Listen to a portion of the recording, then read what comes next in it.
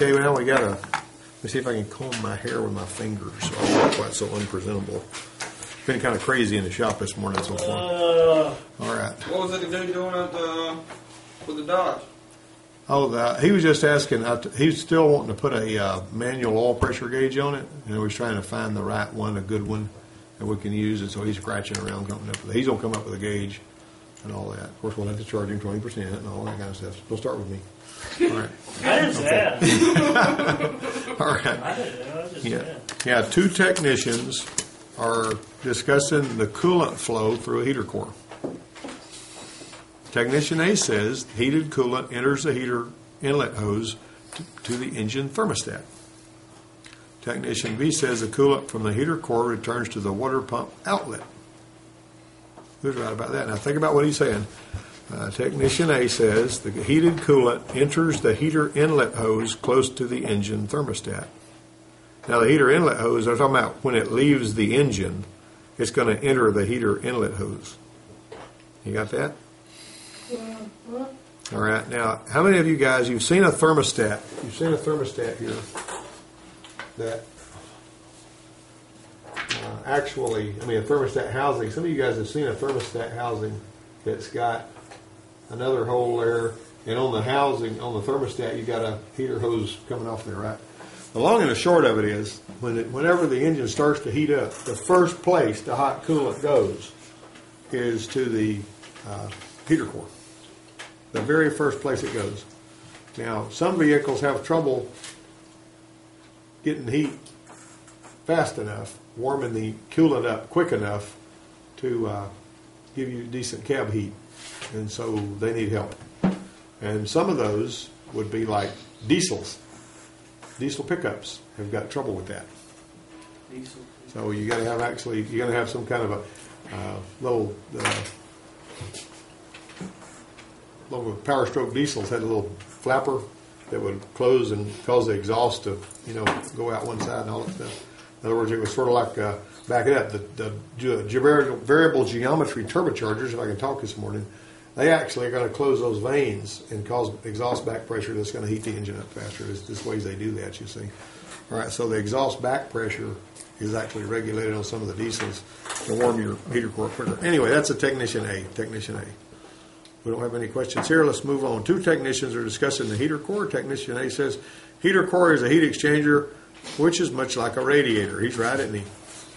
Sure. Technician B says the coolant from the engine brings heat to the heater core. Yeah, that's not too hard. Now, what are the three different ways heat is transmitted? Remember? Conduction, radiation, and convection. Yeah, that's right. So what is radiation? Radiation is like the heat from the sun, and conduction would be direct contact of two objects or more, and convection is just it's like it's a heated fluid or something. I guess you could say heated gas or something. That's why what you're saying is heat's being carried away by a fluid or a gas or something. That's a good answer. Could anybody else in here have answered that? Did anybody else know the answer to that question besides Sean? That was pretty sharp, I thought. He knew exactly how to explain those things, all that kind of stuff. And Sean, whenever you were in the military, the way they taught you stuff was they saturated you with it, didn't they? Yeah. They told you until you were sick of it, and then they told you some more, and they told you some more. And when at night, when you were laying there, you would dream of that stuff you were learning about helicopters and all that kind of stuff that they were teaching you, right? That's what the military did. And the military is really good at teaching. Believe me, they know how to teach. So what I need to do is saturate you guys until you're sick of hearing it and tell you a little more. All right? Pretty good. Two technicians are discussing heater hoses. Technician A says most heater hoses have an inside diameter of about 1 inch or larger. Does that guy know what he's talking about? Do most heater hoses have an inside diameter of about 1 inch or larger? No, they do not. Inside diameter of 1 inch or larger? Now you can get some heater hose, some water hose that's got 1 inch inside diameter. Technician B says a heater core inlet hose. Now pay attention to this because I told you this before, okay? Technician B says the heater core inlet hose is usually larger than the outlet. Is he right or wrong? Wait a minute. Think about what you're saying. Negative. The outlet is bigger than the inlet. Why? Why is the outlet bigger than the inlet? Well, don't bust. so it doesn't cause pressure to build up in the heater core. Now let me tell you something else that's weird about heater cores. Sometimes there will be noise that's being made by the heater core, the water flowing through the heater core. And on some of the Ford Tauruses years ago, they'd have us put a little restrictor in the heater hose to slow the water down going through the heater core so it wouldn't make noise. That's all fine and good, but what happens if you put it in the wrong dadgum hose? You bust heater core after heater core after heater core. So just be thinking about that. Furthermore, remember something else I told you? If you're wanting to cut off the hot water going through the heater core to see if you've got a blend door problem that's causing your AC to not cool, then you better make darn sure you know which one of those heater hoses the inlet are. You may be putting a heater core in the car, and some of you got to pull the whole dash out and change them. 90% of them you do. Yeah. Well, on your Escort, you can change it in about 15 minutes. Oh, really? Real easy, yeah. Of course, that Escort, I was driving that thing a while ago, and I don't see how you drive it. I was having trouble with steering. It's just bad. Ain't got no power. Yeah, you got no power steering. All that kind of stuff. You got to muscle up on that Makes you thing. stronger. Okay. My aunt one time was parking her Oldsmobile that didn't have any power steering. You know, she pulled in there and she took up 2 parking places in front of Piggly Wiggly over at Enterprise. Back when you just park right off the street. And the funny thing about it was this guy got mad at her. And he said, why didn't you just take up 3 parking places while you was at it? He yelled at her from the street off of her car. And she says, no, I think those 2 I have will do me just fine. You know? But anyway, heater hoses are attached to the core using what? Clamps, quick connect couplings, both A and B or neither A and B. Both of them.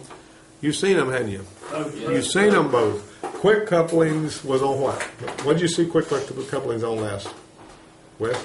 That's 5/4. You had 5/4 that you did that Navigator. It had quick couplings on it and all that. And I'll tell you something else too. On these Chevys, like these 350s, they'll have a little pewter quick coupling down there coming out of the manifold. It's got 1/2-inch pipe thread.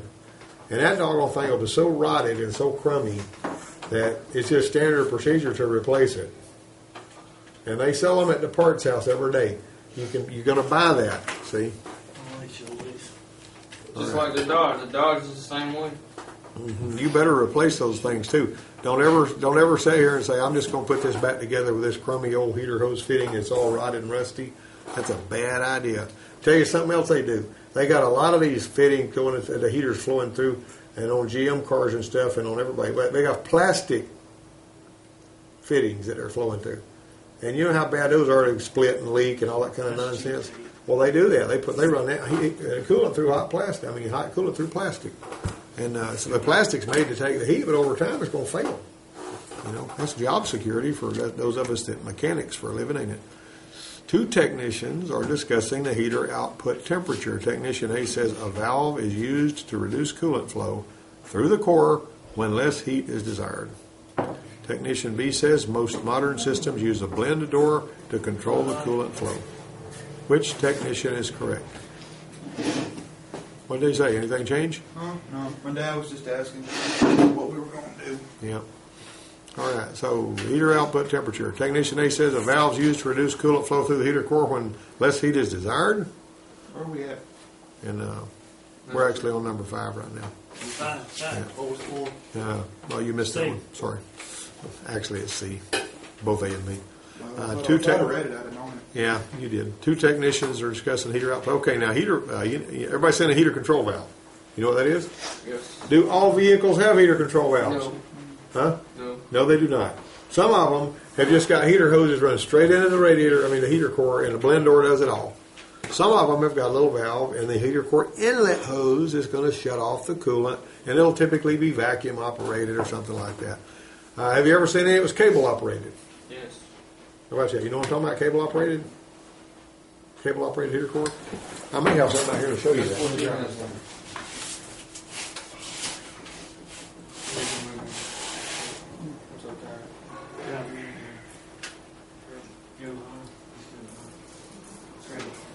This one here, by the way, see this heater core? Not heater core. See this thing right here? Now watch the cable. What's that moving? It ain't moving the heater control valve. It's moving the blend door. See that? Is that cool or what? You see what I'm doing? What's that go to? It goes to a Dodge of some kind. I don't even remember. Pizza. But look right here. No, he's just mad because his plastic radiator gave way. You know what I was telling you? I'm just saying Dodges are decent. No, their Dodges aren't bad. We don't talk bad about Dodges. I got one. I'm talking. Yeah. Yeah. I mean, I drive a Ford and a Jeep, which a Jeep is a sort of an offshoot of a Dodge. Chrysler products Similar, but I mean, it's actually made by Chrysler. It's got Chrysler Yeah, they just suck. fuel injection, and everything. Hey. All right. Wait a minute. Now we got. But anyway, you got basically. Most modern systems use a blend door actuator to control the coolant flow. Now, let me ask you this: does the blend door actuator control coolant flow? No. No, it does not. It controls airflow. Okay, so that would be A only, right? The control for most heater control valves is a Bowden cable, B vacuum motor, C either A or B, or D neither A nor B. That's number 6. That is a C. That's either A or B. What is a Bolden cable? Did you see what I was showing you? Oh, that's All right, then that's what I'm talking about. All right. If I was A. It's kind of like the cable on your lawnmower, that you run. It's similar to that. 2 technicians are discussing heater temperature control. Technician A says a control valve will be wide open when full heat is desired. Technician B says the coolant control valve should go wide open if the vacuum line is disconnected. Which technician is correct? That is C. C, both technicians. Why would it cause it to go wide open? Because you want it to default to warm. Because warm is safe. If somebody could freeze to death, or maybe their windshield couldn't defrost or something. You know what I'm saying? Okay. You know what I'm talking about? I tell you where it's all about safety and being able to see. And that's why if you disconnect any of your vacuum, it defaults to defrost in hot air typically. See what I mean? That's what they were going to do usually. Mostly defrost on the going down the road thing. But if it's got a vacuum operated, temperature actuator for the water to go through, it's going to go hot.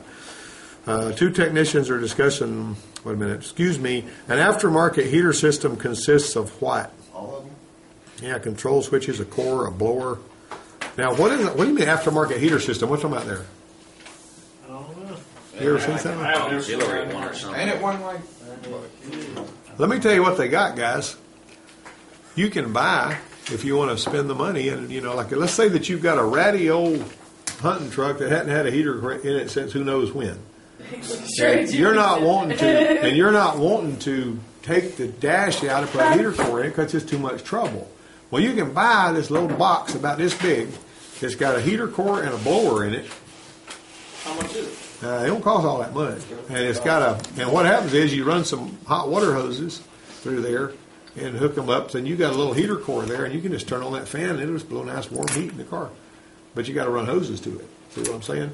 Now, my '67 Chrysler New Yorker had a rear window defrost on it. What? That was not a grid. It had a heater core in the back underneath the package tray, and it had heater hoses running the length of the car feeding that dadgum heater core.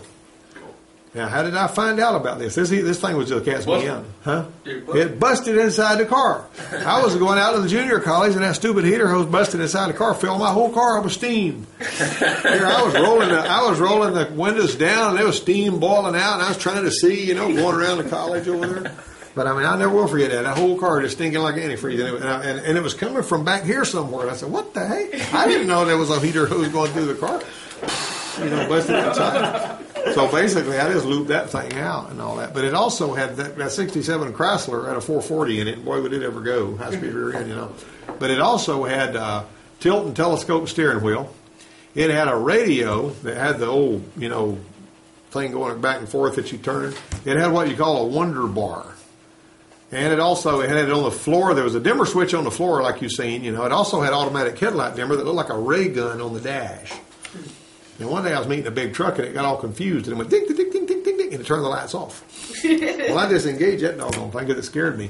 But it also, right next to the dimmer switch on the floor, it had another button, and you could tap that button with your foot and the radio would seek for stations. And then it would stop, That's great. I seen the dimmer switch in the floor. I think my Uncle Ricky's Ford had one like that. Yeah, well, they had them all the way up until 1986.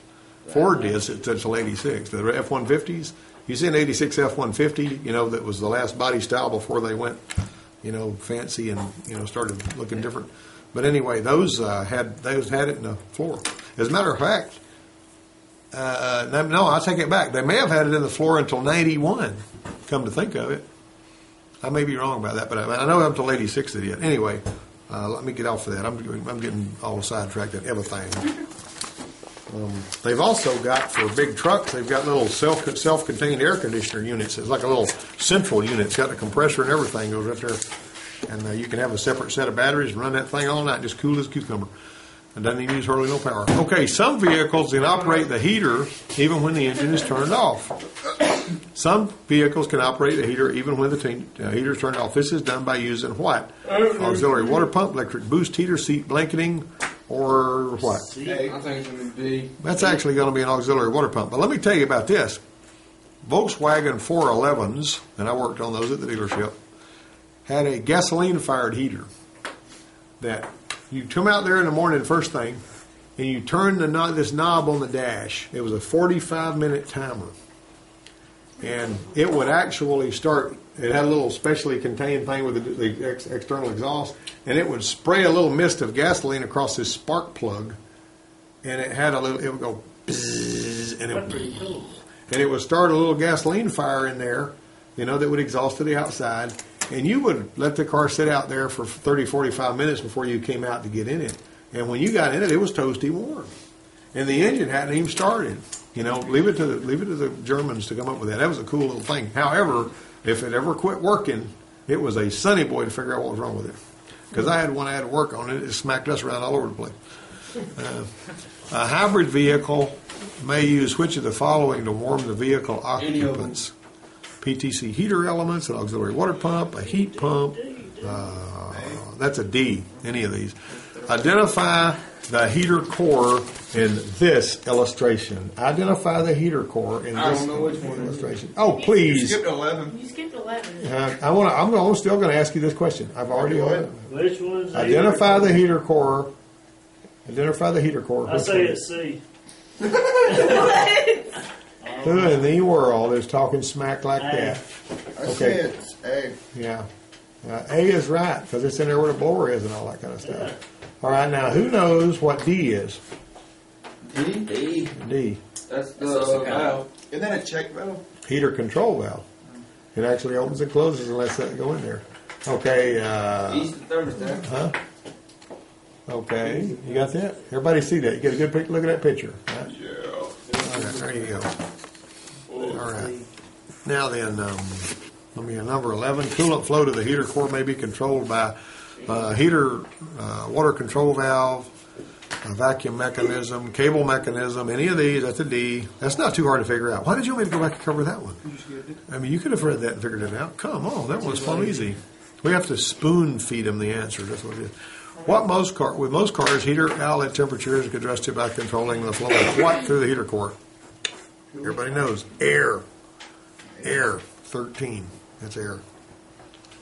It's actually, you could say either of these. That's probably the better answer. C is going to be the better answer. Because you might control coolant, you might control air, but most of the time nowadays you're controlling air. Very, very seldom. You'll see it on some of them, like, Ford Ranger out there. It's got a heater control valve on it. Some cars use metal tubing for coolant flow to allow the core. To allow routing where A, past hot places, B, through congested areas with tight bends, C, either of these, D, neither of these. 14. That's going to be C. Okay, now true or false? A large vehicle or sport utility vehicle may have a second heater core in the rear of the vehicle. True. They may have a second everything back there. Sometimes they'll have a evaporator back there. They'll have an expansion valve back there for that evaporator, but they'll use the same compressor all the time too. Choose the one alternative that best completes the statement or answers the question. That's number 16, the last question. A vehicle's heater is stuck in defrost-only mode. This could indicate a failure of what? The AC compressor. What? B. The AC compressor. Why don't you just pull an answer out of your hat? Okay, and that's B, the heater system control. I'm going to tell you what that usually means, y'all. It usually means you've lost your vacuum that goes into the dash. I've never seen one that's vacuum operated. Oh, gosh, you have too? That Oldsmobile we got out is vacuum operated. The Bronco's vacuum operated. Just about all of them are vacuum operated now. Now, the Chevrolets are all electric. I think the ones in your escort are cable On operated. Chevrolet. I think.